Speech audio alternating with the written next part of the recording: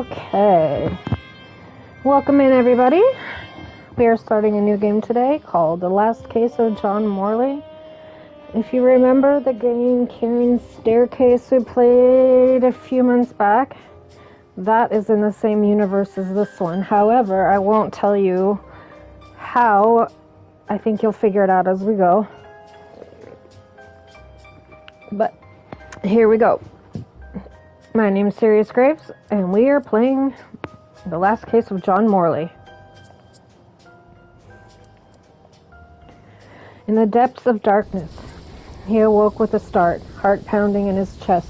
The cold earth beneath him unfamiliar and damp. Darkness surrounded him, thick and oppressive, the kind that swallowed every sound except his own ragged breathing. He tried to gather his thoughts, but they were scattered, lost in the fog of confusion and fear. Oh, I need to double check that I'm recording. I forgot. Oh, yep.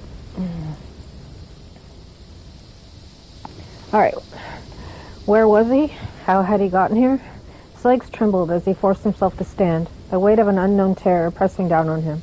Somewhere in the depths of the trees, he could hear it. Something was following him. Ooh, okay. Time buries all truths beneath shadows, but the past always has a way of clawing its way back to the surface, demanding to be heard no matter the cost.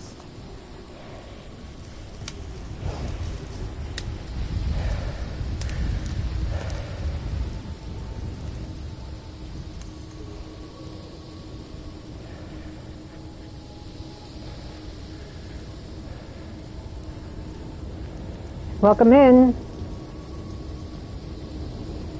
Okay, so...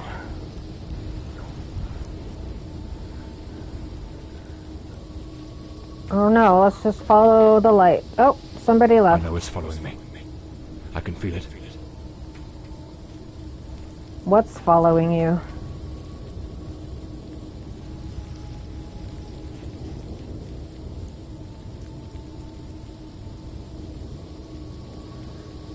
Okay, I don't see anything. What the fuck is all this noise?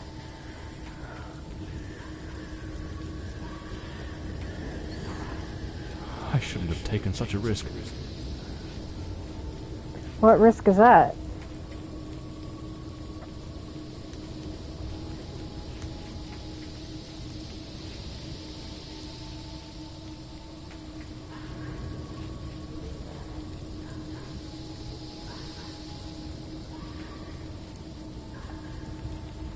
I don't see anybody behind me.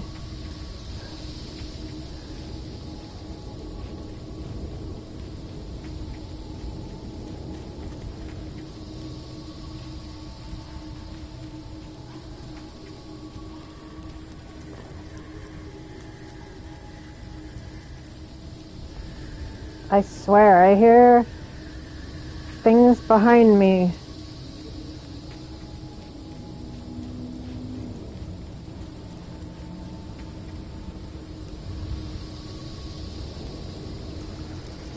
Can't tell if those are my footsteps or someone following me. It's coming from the river.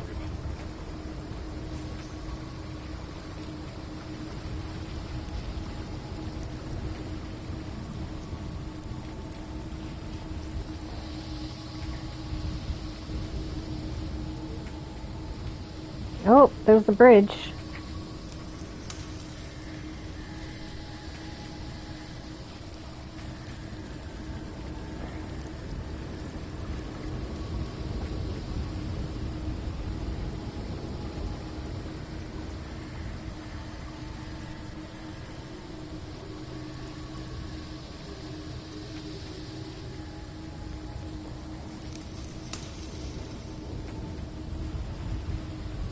So spooky in these woods. I hope we get somewhere soon. If it catches me, it will show no mercy. It? What is it?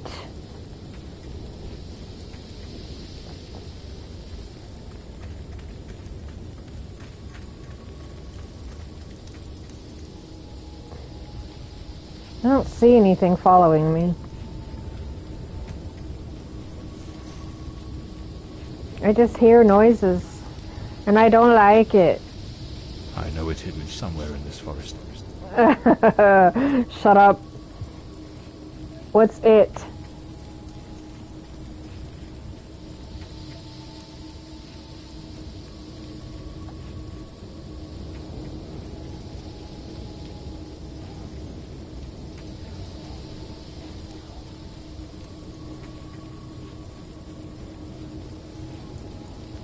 I should be able to see its light soon. See what? Oh, this?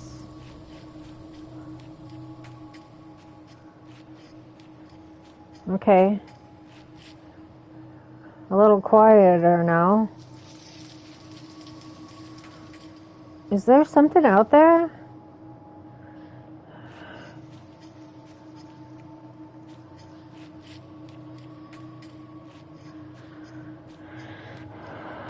At last, I can gather my strength and plan how to face that monstrous thing.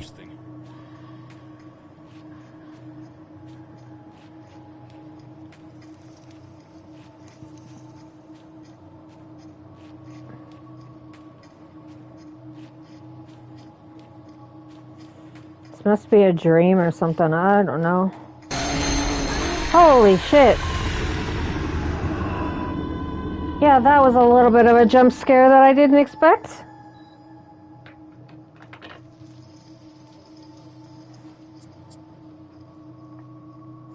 Last day in the hospital. The piercing light of the morning sun stirred John from his restless sleep.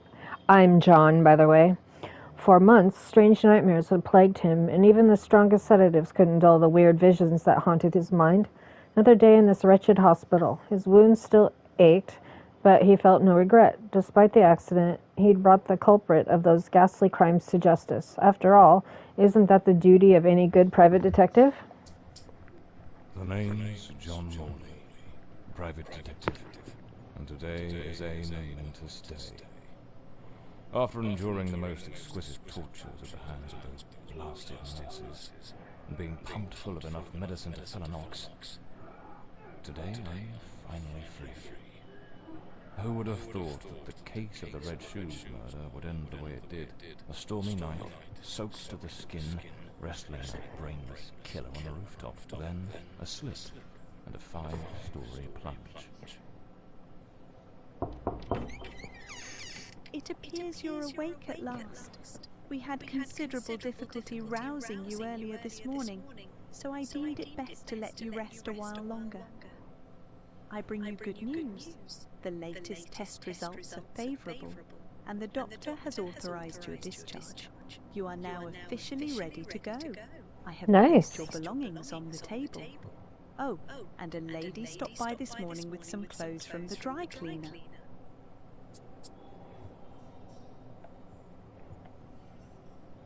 My belongings? I thought everything was already in the room. There are a few valuables and some coins we kept for safekeeping. They are in the box on the table. Okay. A woman brought my clothes from the dry cleaner. Was it Penny? I couldn't say. She arrived quite early, before my shift began. I've placed the garments in the wardrobe to keep them from getting wrinkled. Thank you. I've been having nightmares. The doctor has prescribed some medication that should help address any residual effects. This should assist in alleviating your nightmares. And the last? Yes, you are much improved. Both your physical and psychological assessments have been satisfactory. Welcome in. There are no impediments to your returning to your normal life. Now, if you'll excuse me, I have other patients to attend to. I wish you all the best.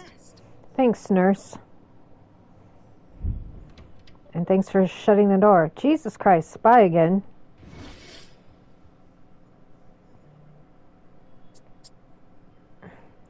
Age 32, Beth Kelly, nurse, head of ward at St. Dymphna Hospital.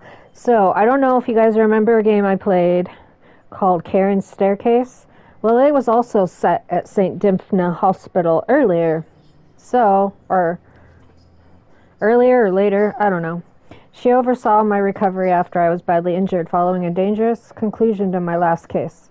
A steady hand and sharp eyes, but you can tell she carries the weight of the job. And I have no clues for the case yet.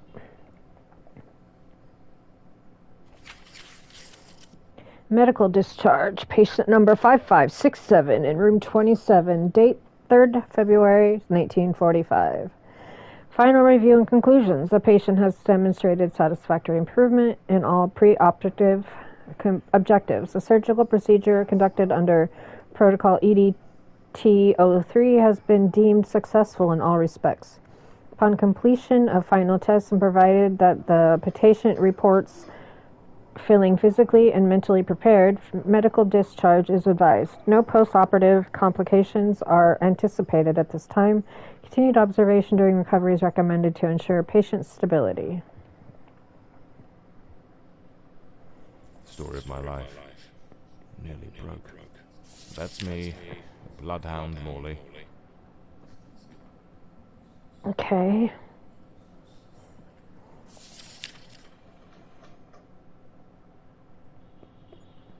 I better get dressed. The hospital. There's notes from Penny, my secretary. John, I'm awfully sorry, but I just can't keep going like this. You've been laid up in that hospital for ages, and I've been left skint, with no wages coming in for months now. Before, with the state you were in, I couldn't bring myself to say anything. I thought it best to let you get better in peace. But the other day, Dr. Forner rang and said they were finally going to let you out. So I figured it was time to tell you. I haven't been to the office in a month, and believe me, I'll miss Hawthorne Street and that old moldy brick building of ours, but I've got to move on, and you know, even before the accident, you still owed me 3 months' pay. Peter and I are planning to get married, and I need some stability. Hope you understand. I've left my key under the doormat. I paid the water and electric bills, so those are in your hands now. Goodbye, John. I wish you all the luck in the world. P.S. A few days ago, an older woman came by asking for you. I told her you might be back at the office this afternoon. She seemed quite eager to have a word with you. Penny. Damn it, Penny. I don't blame her, though. I'm a right mess. I've managed to lose the only 2 things that kept me grounded. Her sound advice, always spot on, and the faint hope that she might dump Peter and give me a chance. So the mystery woman who took my clothes to the cleaners was Penny after all. Seems she's still got a soft spot for me. Could there be a chance I might win her over? Doubtful. I usually use the Windsor knot. I should get myself a pair of derbies. Or brogues. They're much. Looks brand new. The top of these do a fine job of hiding any belly. Well-structured shoulders, nicely padded. Gives off an air of authority. Keeps the crooks wary and catches the ladies' eyes. Rainy and overcast. Typical London weather.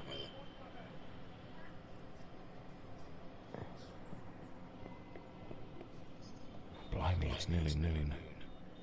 I must have lost track of time in those blasted nightmares.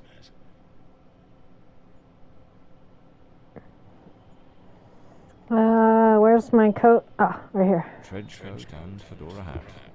Every detective's must have. We're ready to go.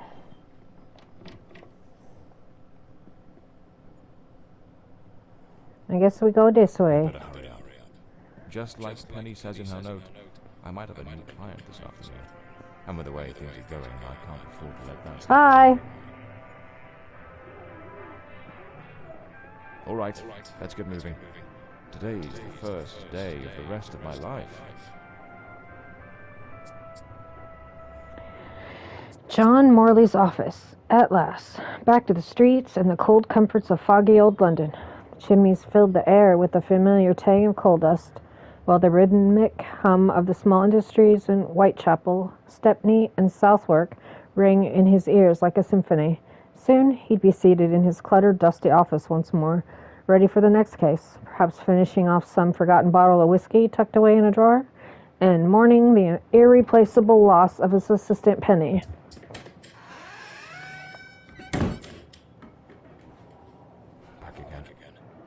Feels like stepping into a forgotten paradise. So, if you look right here, in the middle of this bulletin board, it says Karen's Staircase. That was the game we played a few months ago, and that is the same universe as this game. So, Everything's got that same old charm. And yet feels whoever keeps coming in and leaving must have a bad internet connection. These stints give me a bit of a new outlook. Maybe I'll take it a shade easier from now on. Sticking to cases that don't demand a trip to the morgue.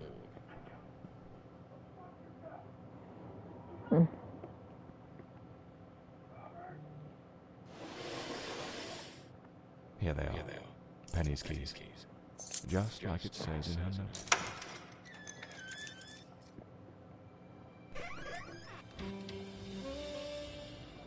Even the coppers missed. The slant on the letter E. That's what gave me the Love the soundtrack. It reminds me of noir type old cop shows. My files.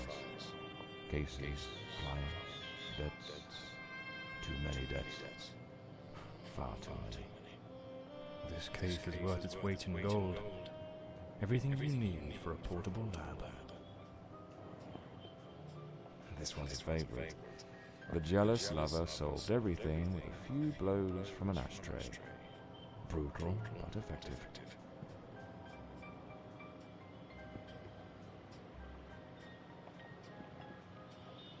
Okay, can't do anything over there yet. Let's go look on this side.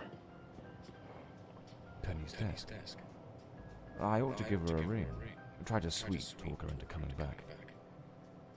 If this new client brings in some decent dough, maybe I could settle what I owe her, and use a little charm to win her over.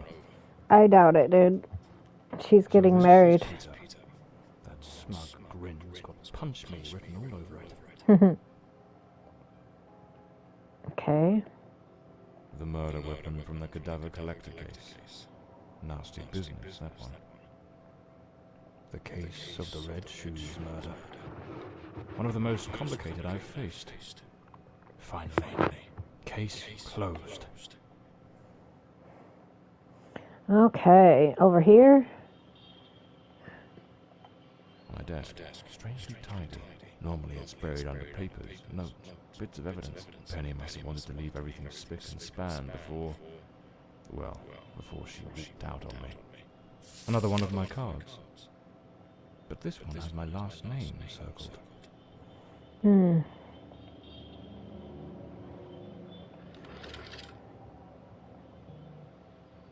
drawer. It's locked. But there doesn't seem to be a keyhole. Welcome back in if you're the same person that left. Amazing how this little gadget can reveal the devil in the details.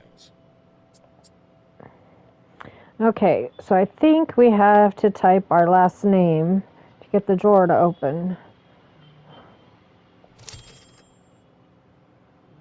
There's the O over here.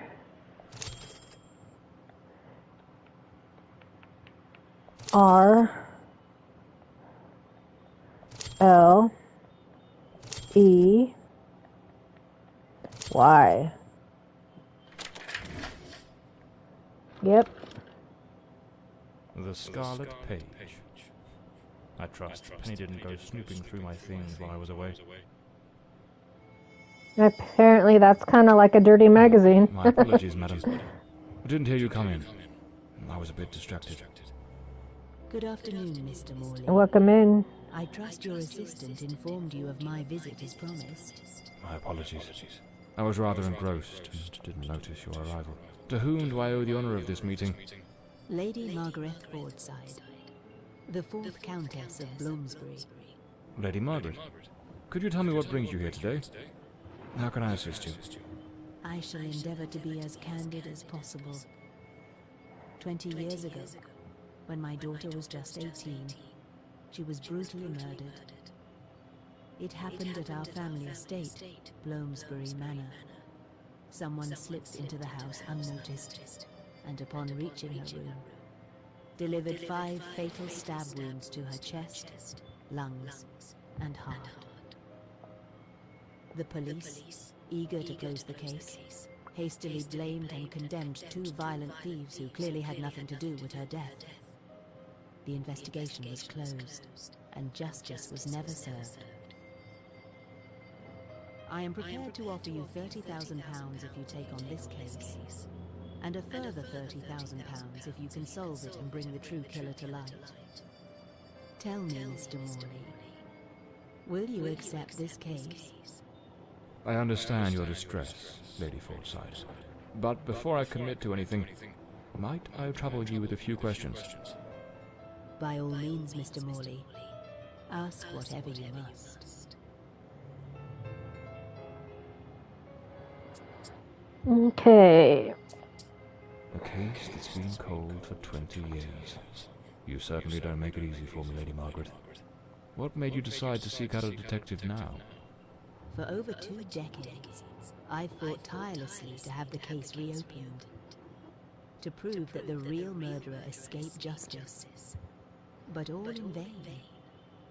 Neither solicitors nor well-meaning police friends, nor even journalists hungry for a dark story, have managed to uncover anything. Then one day, I read about your success in solving the case of the Red Shoes killer. Regrettably, I also learned of the unfortunate incident that left you hospitalized with grievous injuries. On the advice of your secretary, Miss Penny, I waited patiently for your recovery. And now, here I am.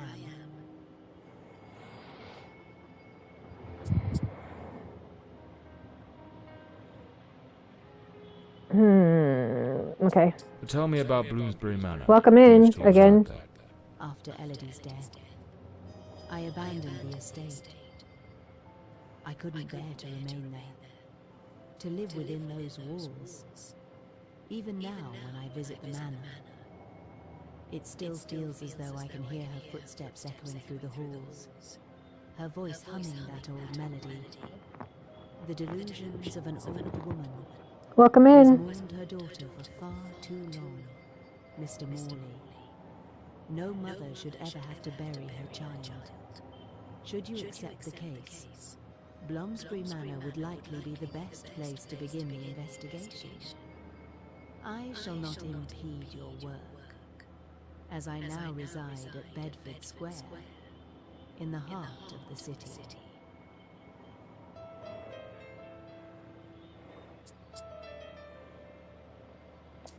Tell me about the men the police arrested. Why are you so certain they weren't guilty?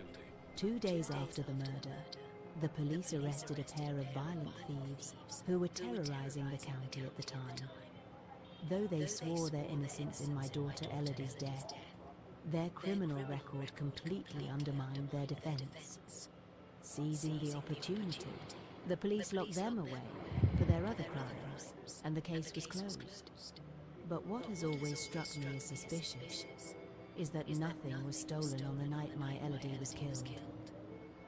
If those thieves were truly the culprits, why would they murder her and then leave without taking a single piece of silver?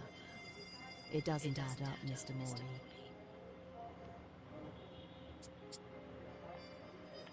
Tell me, were there any witnesses? Did anyone see or hear anything? It happened at midnight. The house was practically empty at the time, with only a few servants and a guest who was sleeping in the west wing.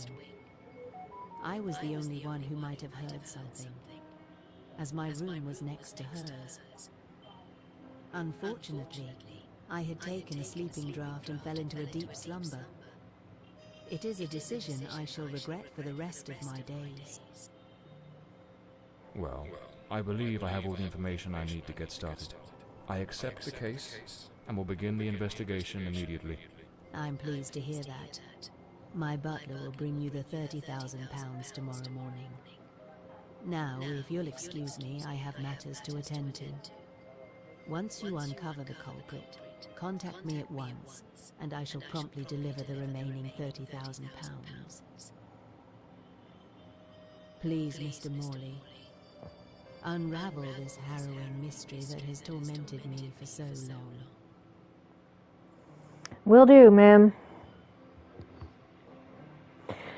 All right, shadows from the past. The visit from Countess Margaret Fordside was just what John needed, a case with all the right ingredients to stir his detective's instincts. An unsolved murder from 20 years ago, abandoned by the police in their incompetence, and a generous reward waiting at the end. What more could a man want on his first day back? The journey to Bloomsbury Manor passed without incident, though the rough, neglected road, ravaged by years of rain and wind, made an uncomfortable ride. He arrived under the cover of night. The place was quiet, like the ruins of an old tomb, forgotten and forsaken. And I lost both people again.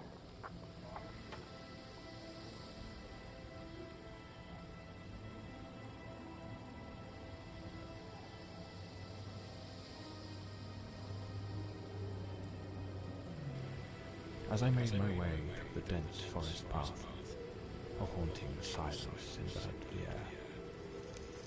It was as though the very night of the crime still lingered here, shrouded in an eerie calm. The manor stood before me, its facade as inscrutable as the shadows that danced in the moonlight. Spooky. The step I took felt like a step deeper into the heart of a mystery that refused to be forgotten. Okay. What? Oh, that's my little car. Okay, let's go.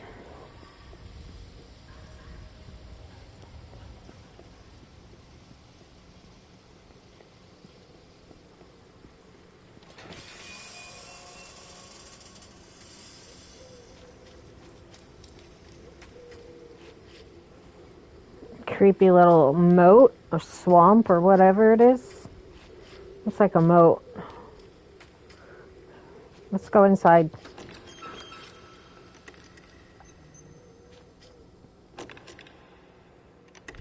Not a sound.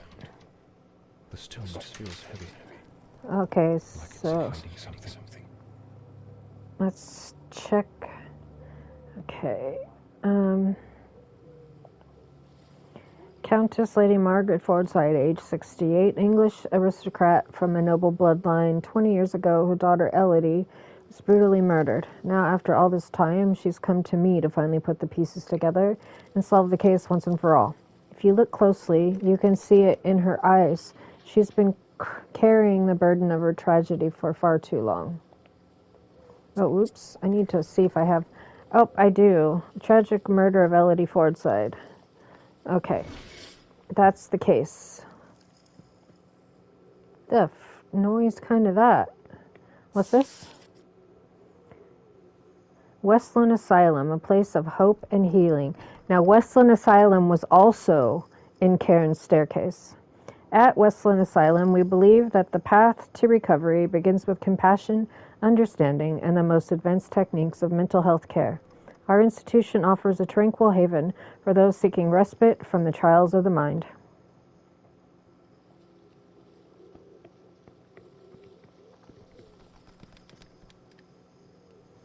God, everything's creaking. It's creepy. What is this? Westland Society of Fine Arts, Your Ladyship. I write to you on behalf of the Westland Society of Fine Arts regarding the exhibition currently on display at our gallery, which features several works by your daughter, Miss Elodie Fordside. While we fully appreciate the remarkable talent and artistry evident in her work, it is with great regret that we must inform you of a matter of concern. Several of the Society's patrons, particularly among the more sensitive members of our community, have found Miss Fordside's paintings to be a highly disturbing nature. We have received numerous complaints, with mothers remarking that the artwork has caused distress to their children, and some ladies reporting their feelings of unease. There is a growing sentiment that the pieces are unsuitable for public exhibition, particularly in a space frequented by young and impressionable minds. It is with the utmost respect and consideration that we kindly request your ladyship to arrange for the removal of Miss Fordside's paintings from the current display. We understand that this may cause disappointment, but we feel it is necessary to preserve the decorum and sensibilities of our gallery's visitors. We would be honored to work with you in finding a more appropriate venue to to exhibit Miss Fordside's art, where her unique vision can be appreciated by a more discerning and prepared audience. We trust you will understand our position in this delicate matter, and we look forward to hearing from you at your earliest convenience. With deepest respect, yours faithfully, Sir Arthur Wesley. It seems Elodie had a passion for art, but her style wasn't exactly well received. The door was chained up with a padlock. Looks like I'll need to find the key. Okay. A blue moon, fitting for a place haunted by its own secrets. Looks like the Countess left this for me. It could be useful for getting around the place. Okay, well, there must be a puzzle in this room since I can do something. Okay. Follow the trail of green lights to investigate past events. Okay. Looks like this is the Fordside family book, showing some of their ancestors.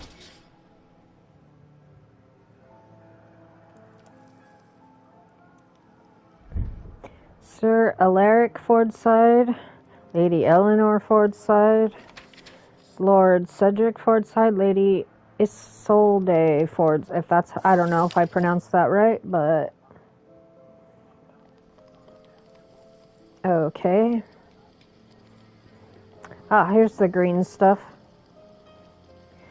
My lady, I would kindly ask, hold on, I need to move my camera since all of the text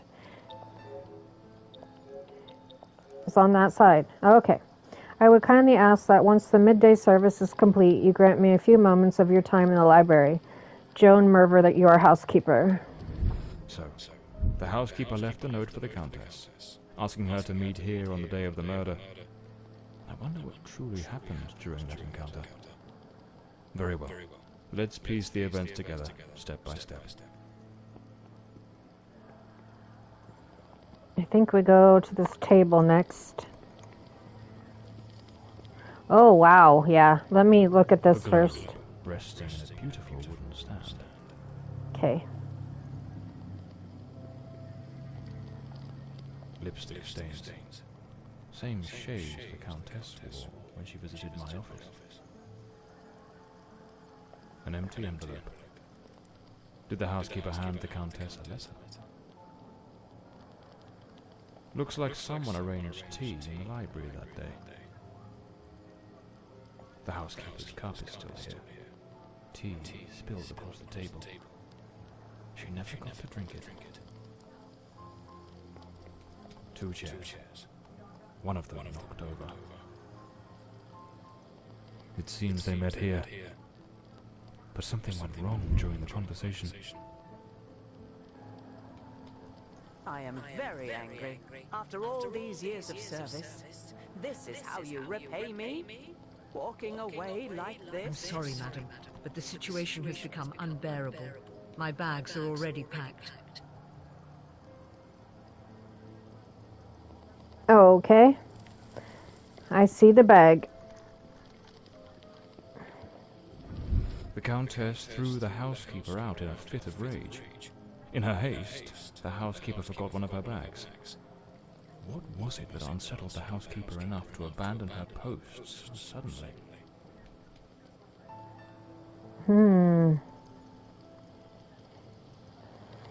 Okay.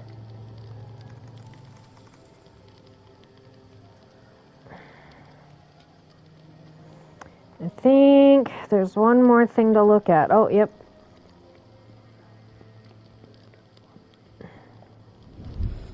Lady Fordside, still seething, burned something in the fireplace.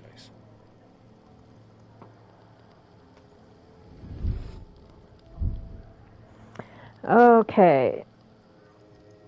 Milady, I have reached a decision, though it weighs heavily upon my heart to sever the ties that have long bound me to this household. Since the reign of King William IV, my family has served Bloomsbury with unwavering loyalty and steadfastness. marked by discretion and a faithful execution of our duties. However, there are limits to all things, and of late this house has been frequented by certain individuals whose presence is wholly at odds with the principles to which my lineage is so devoted. It is no coincidence that our family motto is Oblatus, signifying something offered or consecrated.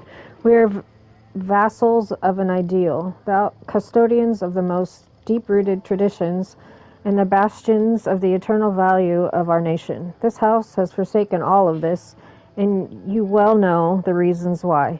Please do not concern yourself. I too understand why you have allowed this. Rest assured, I do not judge you harshly, just as I hope you will understand my reasons. As your family says, Fausta, best wishes. Joan Merver, housekeeper. The housekeeper resigned. Seems something, or someone, troubled her greatly. Enough to break the long-standing family tradition tying her to this place. Okay. The lock has been concealed. This door must open by some other means. Yes, these statues. Another painting by Elodie. There's something deeply disturbing about her work. Okay. So, how we need to solve this is each statue has to look at a particular item. The old man needs to look at the globe. And the young man needs to be looking at the telescope. Let's go down there. Telescope's over there, so... Nope, wrong way. Go the other way.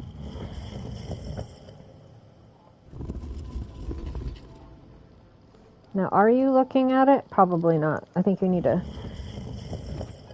Maybe that's right. Okay.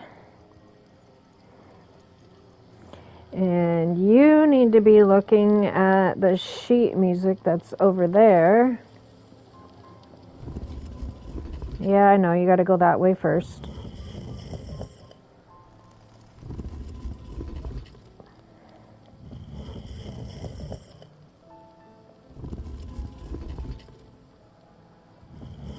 Shit. I had it right.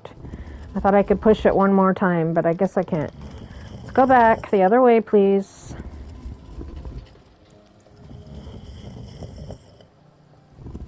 Okay, and then the old lady needs to be looking at the coat of arms. Oh, that's the young lady. This is the old lady. Are you looking at the coat of arms? Yeah. You need to be looking over that way, though.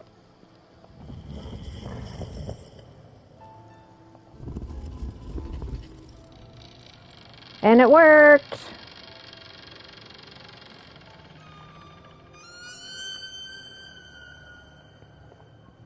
Well, that was a scream to open the door. This must have been some sort of private study for the Countess. This looks like the key to the main hall. Cool, we can unlock those chains. A British passport. Lord Fordside was undoubtedly a man of the world. An old pocket watch. It probably belonged to Lord Fordside, Lady Margaret's husband.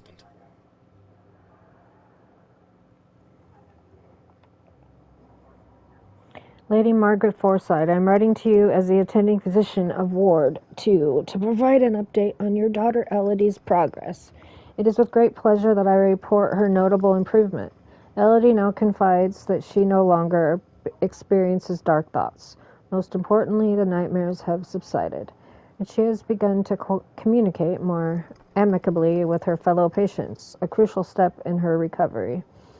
Elodie has also asked me to relay a request. She would like you to bring her amber necklace when you visit this Sunday. I will continue to keep you informed of her progress. Respectfully, Dr. Mulder.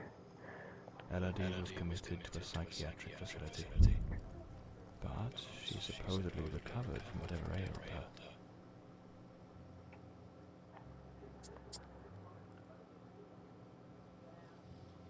Okay. Let's read about Joan Merver, age 51, at the time of Elodie's death. So I guess she'd be 71 now. The housekeeper of Bloomsbury Manor, her family has served the Fordside lineage since the days of King William IV. Joan's loyalty is unshakable, but she can't quite mask her unease at the recent events within the manor's walls. The kind woman who knows more than she says and hides more than she knows. Okay. Why did Joan Merver leave the Fordside estate? Something or someone greatly unsettled Joan, the housekeeper, enough to break a long-standing family tradition of serving the Fordside household. Elodie's stay at Westland Sanatorium. Okay. Well, let's go out and unlock the front.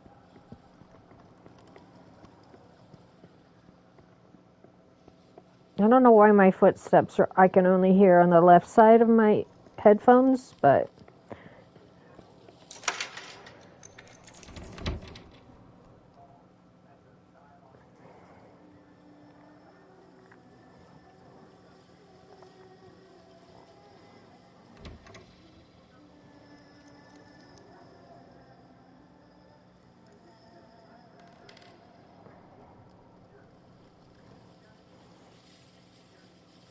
an enormous tree in the heart of a mansion? This place is no ordinary house.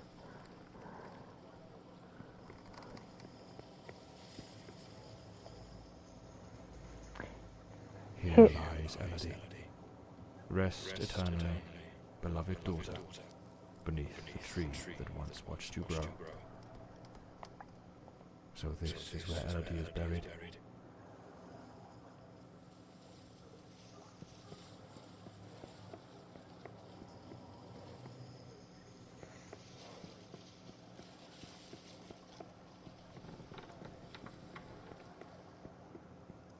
Ew.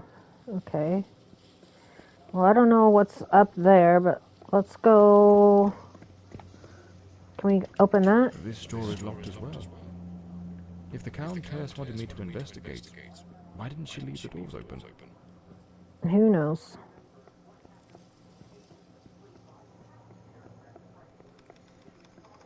Layers of dried oil paint, left untouched for 20 years. It's as if time stopped the moment Elodie laid down her brush. Feels like the room's holding its breath, waiting for something to stir. The grand ship on the open sea. Looks like the last painting Elodie was working on was of a ship at sea. The whole gallery is filled with maritime references. She seems quite obsessed with it. A man with his back turned, watching a ship go down. Looks like some sort of clue. Trace the tree's journey from birth to decay. Follow the tree's journey from birth to decay. Follow the path of the artist in his thoughtful display. Arrange the 4 stages and the door will obey. Unlock the path ahead as art lights your way.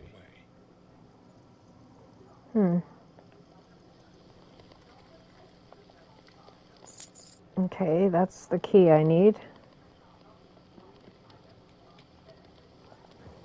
And this, my lady, I must confess, never before has anyone requested something of this nature from me. I believe I am capable of the task, but I must inform you that it will require a significant sum. Certain parts... Lady Margaret took special care to secure the house, restricting access to certain parts will need to be specifically crafted in the city, and I must first commission the necessary plans. What you are asking for is a piece of intricate engineering, but rest assured there will be no more ingenious way to restrict access to certain areas of the house. If it pleases you, I propose to delineate the spaces as follows. Area A, private quarters. Area B, guest quarters. Area C, kitchen and servants' quarters. I have provided a sample mechanism for Area C, adhering to your original concept. I would greatly appreciate a prompt response so that I may proceed with ordering the remaining mechanisms. Thomas Blacksmith. Okay. And then This this. door appears to lead out to the back garden. Locked with a padlock. I'll need to find the key. Okay, let's go unlock the door that we got a key for.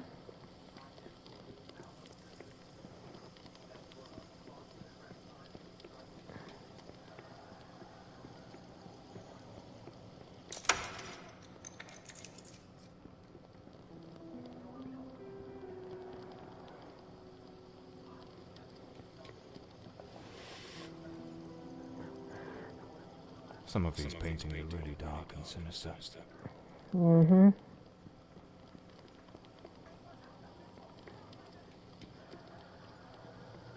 This looks like Elodie's diary. Let's see what her last entries reveal. There she is. I'm absolutely over the moon. Walter has written to say he is coming. I met him at the Western Sanatorium, and we have grown so very close. He was there recovering from the trauma of a shipwreck, where he tragically lost his companions. By sheer luck, he was rescued, but not before spending an entire year on an island living amongst the natives. He truly is an adventurer.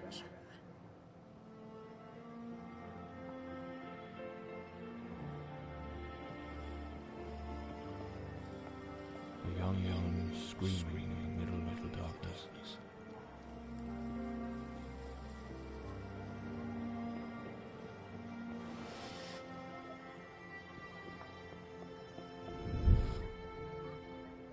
I'm so happy. Walter has finally arrived. I must admit, I am utterly captivated by him. I invited him to visit, and he gave me his word he wouldn't fail to come as soon as he was able to leave. And now he's finally here. I can scarcely contain my joy. It feels as though all the darkness has faded away.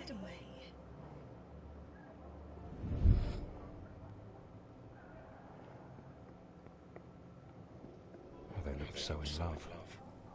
So happy. I wonder what became of Walter after Elodie died.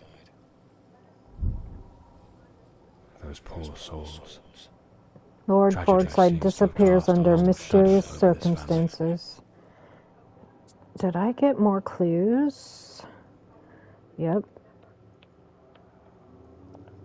Elodie Fordside, age 18, Lady Margaret's daughter. Elodie was sent to a sanatorium after showing signs of minor psychiatric troubles. At just 18, she met her end murdered in cold blood while she slept in the family mansion.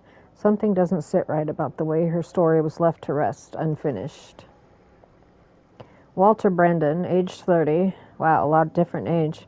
About a young captain in the merchant navy and a daring adventurer. After surviving a shipwreck and spending months stranded on a remote island, he sought recovery at the sanatorium. It was there that he met Elodie, and amidst the shadows of recovery, their romance blossomed, a spark in a place where hope often feels out of reach. What fate befell Walter Brandon in the wake of Elodie's tragic death? Okay, so we got what drove Lady Margaret's obsession with security, and we got the romance between Elodie and Walter Brandon, and the mysterious past of Walter Brandon. Okay, and then let's see. Damn it, it's not here. It's simply not here. This must be the Countess's handwriting. What was she searching for? Looks like a commercial seaman's yearbook, listing ships and their crews. It's open to the pages under S.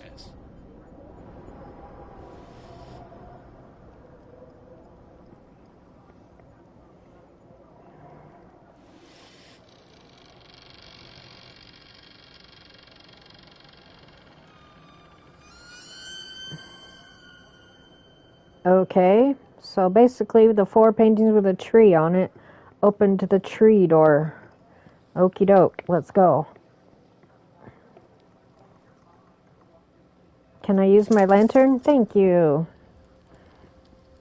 Even though it doesn't really help a whole lot. Okay, it's just a hallway.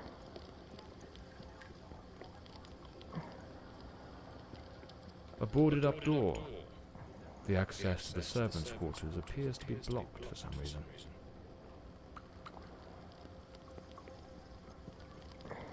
Something definitely happened here. Was it a struggle? These broken chairs. Someone must have held them to the ground with great force.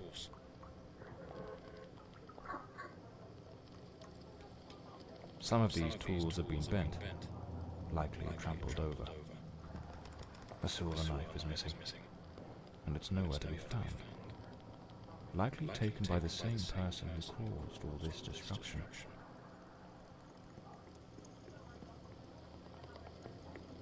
It looks like this vase was shattered. Not just dropped, but smashed with intent. Okay, we can't go any more that way.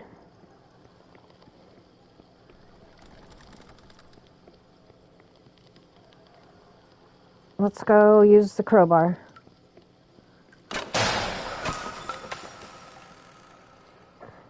Looks like the crowbar is broken. Mm-hmm. Matter of fact. Okay, what does this say? Lady Margaret, after the death of her daughter, dismissed the staff and left the mansion.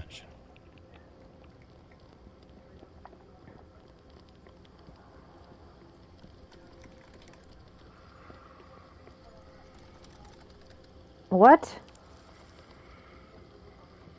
What's breathing? Oh, fuck that. That just gave me goosebumps. Nope, I'm good. A pair of blood-stained scissors stuck in the sink basin. Deeply unsettling. So's the breathing in the corner. Like, what the I'm out. That's creepy as fuck. Nope, nope, nope, nope, nope. Moving on. We'll go this way. It's a bedroom. This must be where the help was. No doubt. This is the cook's room. Oh, yep. There's a recipe. Okay. A good way to motivate the staff.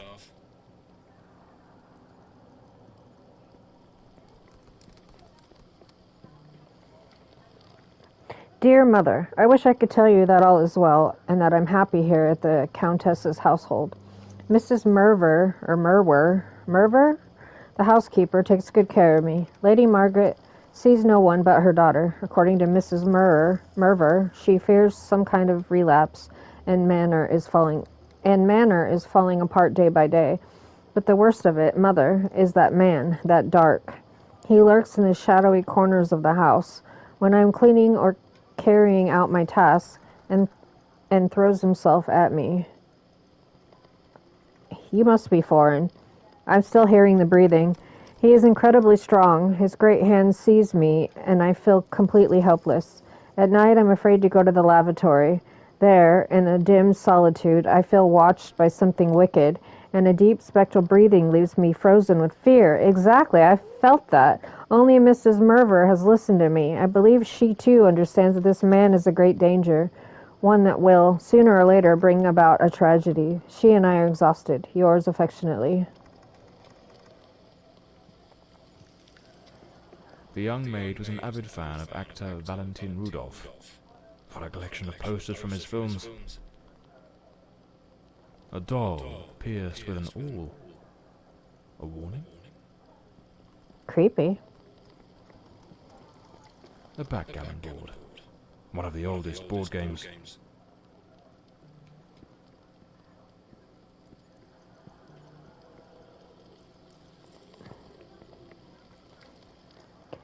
Area B, 34982.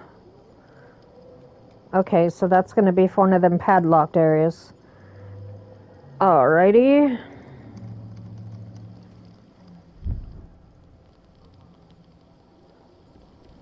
Miss Marva apparently knew her way around. Yep, it is Marver. What a dreadful spread, and what a chilling omen it revealed.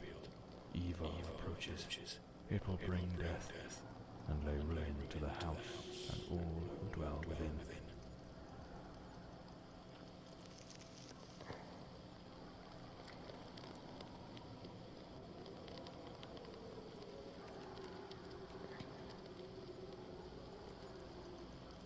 One sec. Okay. Anything else to look at? No. Let's go open that padlock. Or combination lock, not padlock.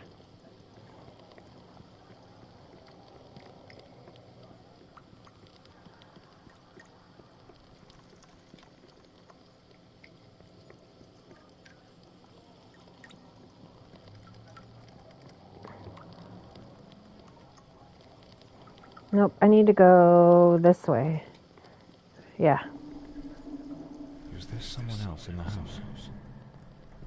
I don't know. I hope not.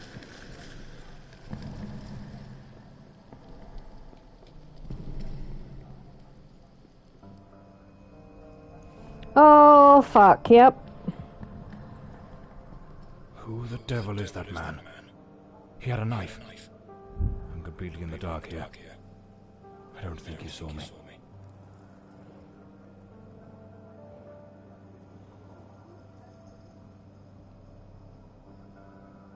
Okay. I don't see him anymore. Okay. Let's go back to the front area. Welcome in. Jesus Christ, what the fuck was that?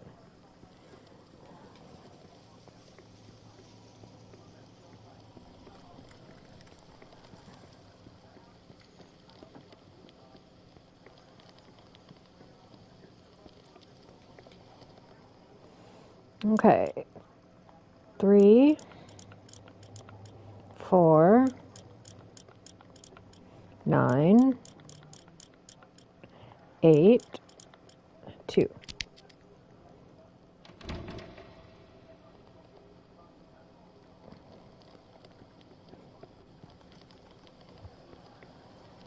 Okay, game saved. Ugh. Another boarded up door. The question is, was it sealed before the murder? And why? Let's make sure there's nothing all the way down. Nope. Let's go check out this room. This must be Walter Brandon's room. A model ship. Mr. Brandon must have felt a deep yearning for the sea.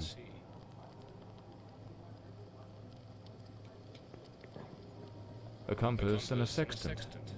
Tools of a sailor. The diary of Walter Brandon. Perhaps it holds some clues about who he was, and what his involvement in this case might be.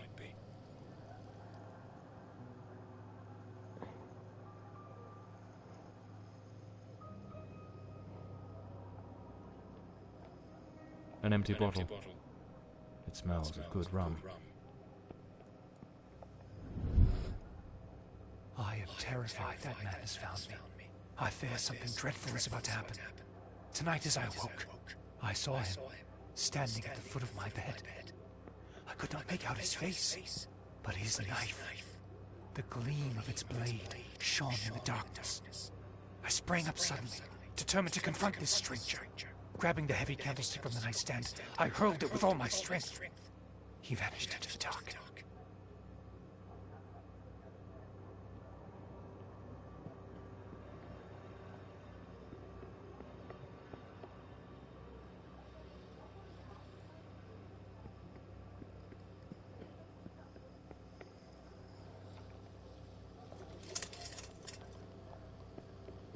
Okay.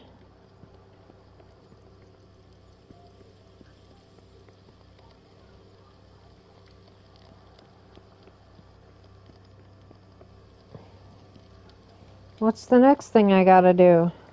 Oh. Oh, hello. Scary man. He has followed me, watching and lurking in dark corners, waiting to surprise me.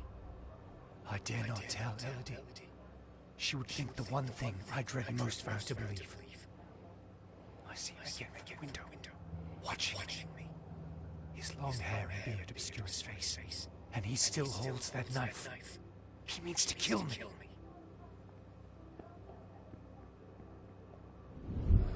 Oh, I am losing my faculties. It is best I return to the ship. Everyone seems to be conspiring against me. The housekeeper despises me, accusing me of misconduct. Perhaps I'm not a man of refinement, but I know what respect is. Yet this morning, as I awoke from my rest, she was enraged with me. It was of no use to tell her I had slept peacefully. An external maid who comes to clean was crying and accusing me of having approached her in an unseemly manner. I would never do such a thing. I am a sailor, a man of the world. I know how to conduct myself.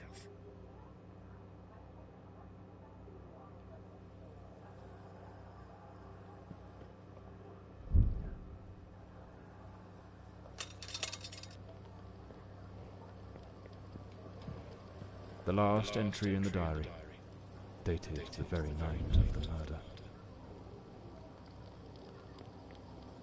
My beloved Elodie, why can you not believe this poor sailor, who only wishes to love you? I have left everything behind. My ship, the sea, all my world, just to be by your side, as you asked me to. Damn it. I can hear the man with the knife coming up the stairs from the hall. I need to hide. Walter was terrified. What in the devil was happening here? It seems this trunk was all Walter owned. I should take a look at it. Seems I'm not the only one with a fondness for hats. A photograph of Elodie. No doubt Walter cared for her deeply.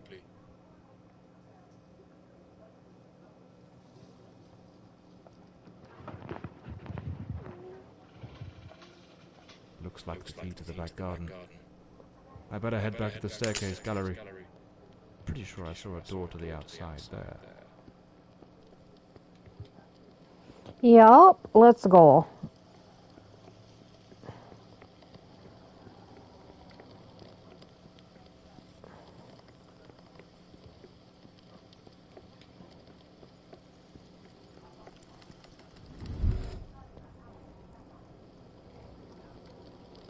Good, I can keep the light.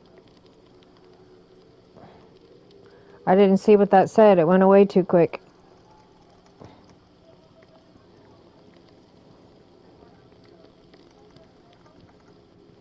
Let's go look in the greenhouse.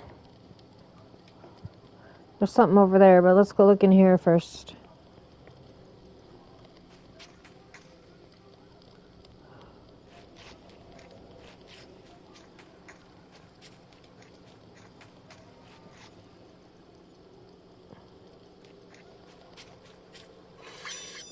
Oh, there's the knife.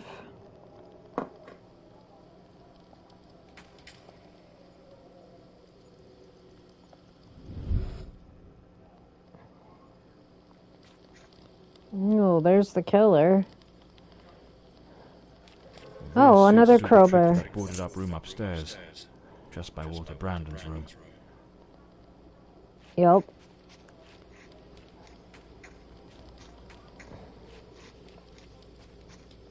Do I need to do anything with this dude?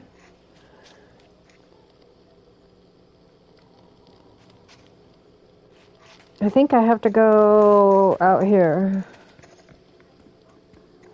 Yeah. At that old fountain in the garden. Now little more than a basin of stagnant water. One can still make out the faint impressions of bloodied hands. It seems almost certain the killer stopped here, in a hurried attempt to wash away some of the blood spattered across his body. The gate still bears the macabre traces of that old tragedy, like a silent witness, pointing to the path taken by that murderous beast as he fled.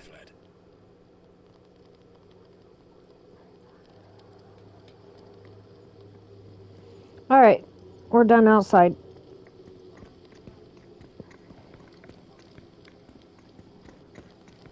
Yeah, my footsteps sound weird.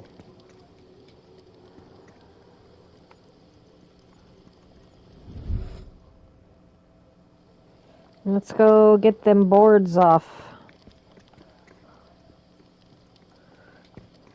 Right here.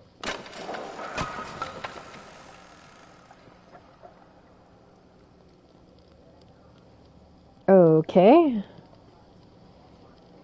To this day, 3 years since his disappearance, I still catch myself entering this room, expecting to find him there, exhausted yet sleepless, laboring without pause, shut away for days on end without food or rest, carving his final dreadful and chilling masterpiece, with those eyes, mad, haunted, the same eyes that seemed afflict every Fordside heir without exception. The very same enigmatic, sorrowful gaze I find myself recognizing more and more in Elodie's face with each passing day. The day I saw her, scarcely 3 years old, create her first drawing, I knew then she too was lost. I cursed this wretched inheritance, so steeped in misfortune. Tomorrow I shall take Elodie to the sanatorium, with therapy in a controlled environment. Perhaps then she might begin to improve. I shall not allow the Fordside legacy to take Elodie from me as well. 25741. That's the other padlock, or combination lock, not padlock. What's this? Unlabeled liquor bottles. The damp and the passing years have likely worn away whatever once marked them. There's a distinct sense of wormwood, the plant at the heart of absinthe.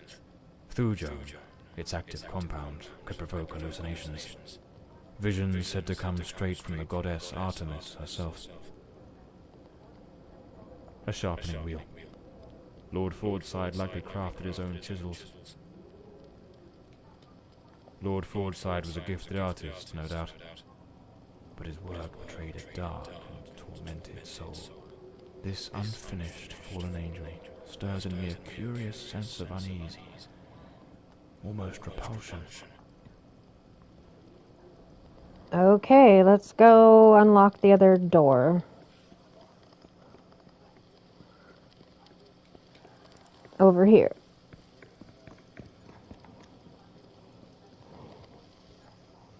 So, 2, 5, 7, 4, 1.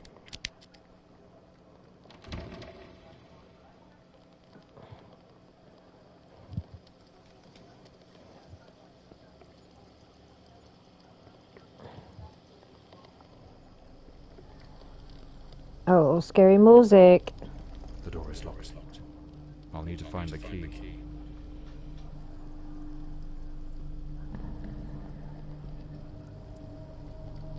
Oh shit. There he is again. Who the bloody hell are you? Exactly. Hi. Are you gonna hurt me? Are you gonna come and chase me? You're just standing there. I don't know. I'm moving on. Don't trust you. I should finish gathering all the clues from the Countess's room before exploring other parts of the house. The bed is made. The Countess hadn't yet gone to bed on the night of the murder. But yet she said she took a sleeping medicine to go to sleep. That's not right. This is a nightmare. I am deeply concerned for Elodie. The housekeeper has long been warning me about Walter. I have made some inquiries, and nothing is as it seems. Elodie remains blissfully happy with him in the house. I am at my wit's end. Since her return from the sanatorium, she has been positively radiant, a true beacon of light. They go out together and seem to have a splendid time. He appears very close to her. This is in stark contrast to the picture painted by the housekeeper, which is a complete contradiction. It's a damn fine bottle of wine. No one in their right mind would open a vintage like this and leave it abandoned, unless something rather urgent interrupted the evening. Seems Lady Margaret was reading in the chair that evening. The book's still open, right where she left it.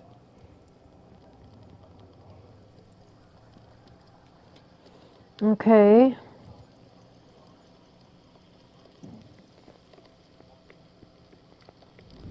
Last night I heard him scream. He seemed to be in the throes of a panic attack. I approached on tiptoe to the guest quarters, and then suddenly I was struck with terror. An insane, maniacal laughter echoed through the night. It did not sound like him. The following morning, Walter and Elodie went out to sail on the pond. Everything appeared normal, and he was the most charming he has ever been.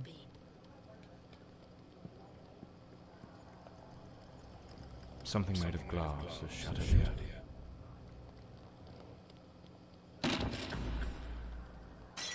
Oh my God, what is that noise? It's coming from Elodie's room.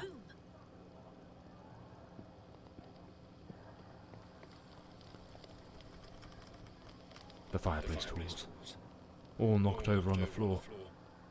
And unless my eyes deceive me, the poker appears to be missing. Oh my God, Elodie! Lady Margaret, quite agitated, grabbed the fireplace poker and rushed toward Elodie's room.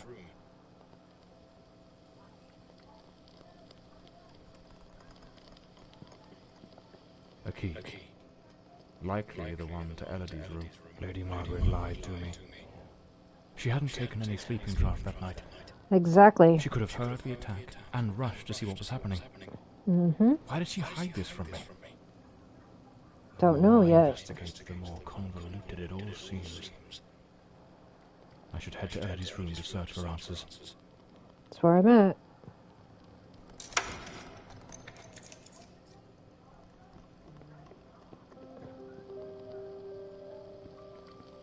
A pool of dried blood.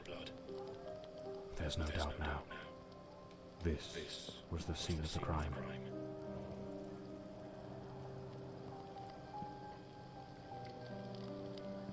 A rag doll, tossed on the floor. I'd wager it used to sit neatly on the bed. Either it was knocked over in the scuffle, or perhaps Elodie dropped it herself in the panic. Photograph of Lady Fordside and Walter Brandon. If my memory serves me right, looks like it was taken at Westland Asylum. There was a struggle here, clear as day. Not a clean break-in. The killer wasn't subtle. Judging by the sheer brutality of the crime, we can almost certainly conclude the killer was a man of considerable build. The blood-stained coat, found alongside the greenhouse knife, suggests that the mysterious figure seen loitering nearby may, in fact, be the very same individual who committed the murder. They say the killer always returns to the scene of the crime. But 20 years have passed. Why now? Let's attempt to reconstruct the events, just as they might have unfolded that night, and try to understand precisely what happened. A teacup on the bedside table. Elodie must have lain down that night, perhaps already drifting to sleep.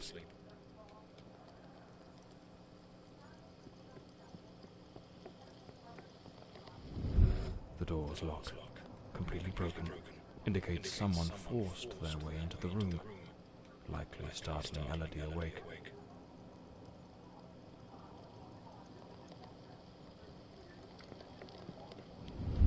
Elodie tried to flee, but the killer cornered her near the vanity. She lost her balance and fell, breaking the dresser and chair. The killer dragged her to the bed against her will. In the struggle, one of the vases fell from the mantelpiece.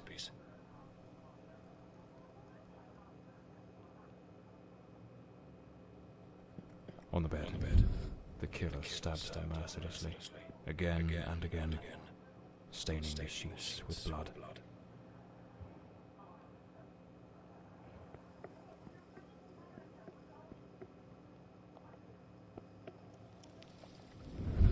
That's when Lady Margaret arrived, striking the killer with the fireplace poker, knocking him away from Elodie.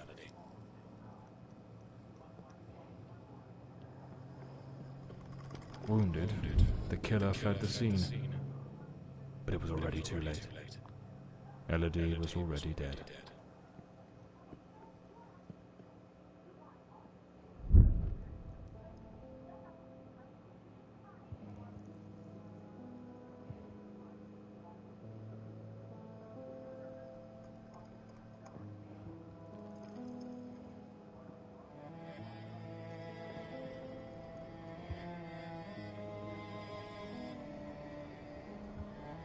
The old Bloomsbury mansion. It choked my thoughts.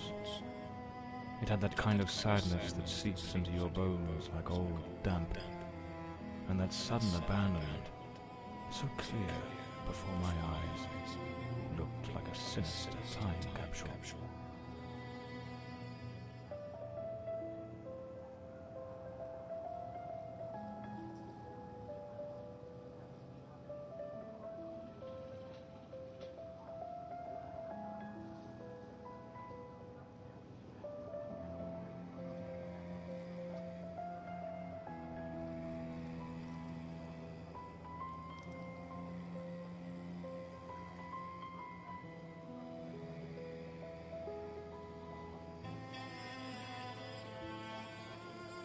Game's not over. We got to go to the asylum next, but that'll be Wednesday.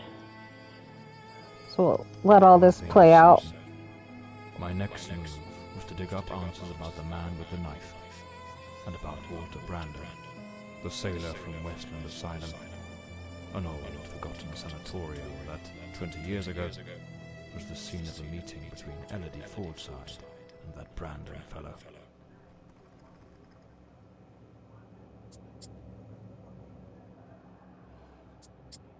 Okay, so I'm not even going to read this yet. I'll just wait till Wednesday. So thanks for joining me. My name is Sirius Graves. Please like, subscribe, comment, tell your friends to do the same, and I'll see you for part 2 of the last case of John Morley. Have a good one, and I'll see y'all on Wednesday. Bye.